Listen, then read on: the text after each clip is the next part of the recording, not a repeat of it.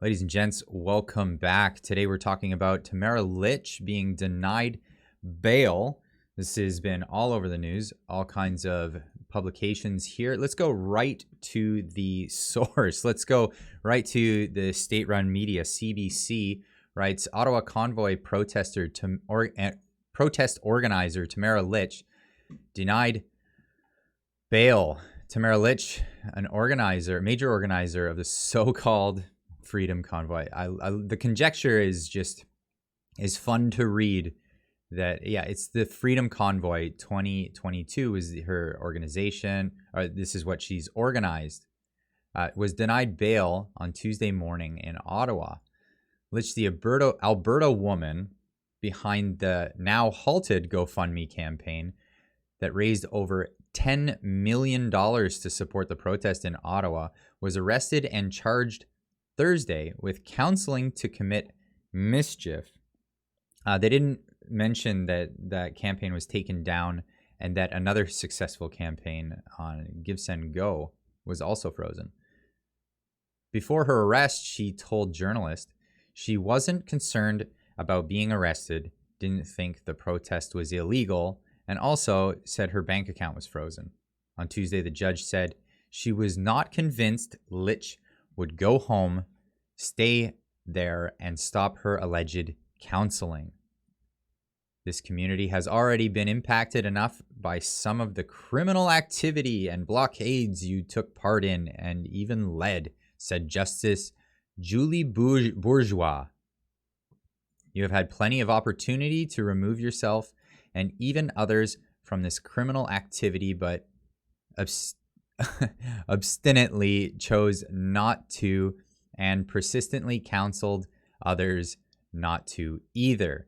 In Canada, every citizen can certainly disagree with and protest government decisions, but it needs to be done in a democratic fashion in abidance with the laws that have been established democratically. Did not go on to establish what laws were broken there, however. Now, things came into question yesterday as this decision was made.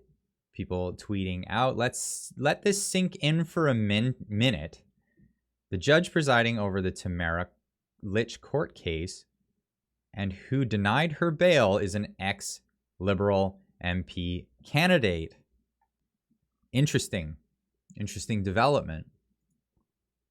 Here's Justin Trudeau voicing his support for her when she was a candidate. It's an extraordinary pleasure for me to tell you how much I have great admiration for Julie Bourgeois. Her vision, her authenticity, her strength is going to be an amazing asset both to the people of Glengarry, Prescott, Russell, but also to everyone in the House of Commons after the next elections when I will have hopefully the honor of sitting beside her in the House. Thank you very much. Now, that didn't turn out to be the case. She wasn't elected, but she was appointed. So that asset, as Justin was talking about, is in fact within his reach. Judge who denied Lich bail is a failed Liberal candidate. Appointed judge. You can't make this up, folks. You cannot make this up. Now, let's have a look at what kind of people who do get bail in this region. Doctor accused of murder at Hawkesbury, Ontario hospital granted bail. This is July 5th, 2021. In Ottawa, Dr. Brian Nadler, who stands accused of first-degree murder in the death of a patient at his hospital in Hawkesbury, Ontario, has been granted bail. Goes on to describe the heinous crime that he's being accused of. Now, the bail conditions, there are bail conditions. He must reside at an address approved by the surety. He must remain in Canada. He cannot practice medicine, and he cannot be in contact with staff or patients treated at Hawkesbury Hospital. So those are the bail conditions. but still granted bail in this case. Lucy Lee, suspected in Hamilton shooting homicide, granted bail. This is January 20th, 2022. One of two people accused in a early 2021 shooting death of a BC man in Hamilton has made bail. Ontario Supreme Court Justice Andrew Goodman granted Yun Lucy Lu Lee her conditional freedom in an early afternoon hearing on Thursday. Lee faces charges of first-degree murder and attempted murder in connection with a February 2021 shooting at a Hamilton area business. So my contact in law enforcement sent me this. This is the Supreme Court judgments. This is a case R.V. Zora. I'll put the link to this in the description down below. But this went to the Supreme Court over the conditions of bail. And he added to this a quote from the judges in this case. The default form of bail for most crimes is release on an undertaking to attend trial without any other conditions.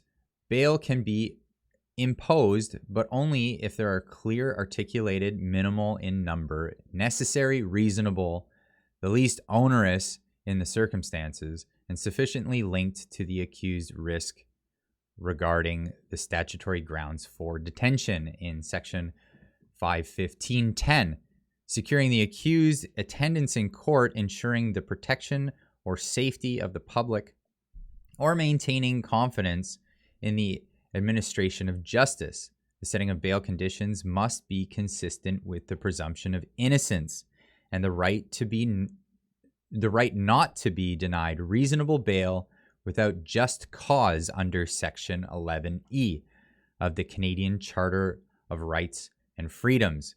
In addition, Section 515 of the Criminal Code codifies the latter principle, which requires that the form of release and the conditions of release imposed on an accused be no more onerous than the necessary to address the risks listed in Section 515.10. Only conditions specifically tailored to the individual circumstances of the accused can meet the required criteria. Bail conditions are intended to be particularized standards of behavior designed to curtail statutory identified risks posed by a particular person and are to be imposed with restraint. Restraint is required because bail conditions limit the liberty of someone who is presumed innocent of the underlying offense, although through the offense in Section 145.3, create new sources of potential criminal liability personal to that individual accused.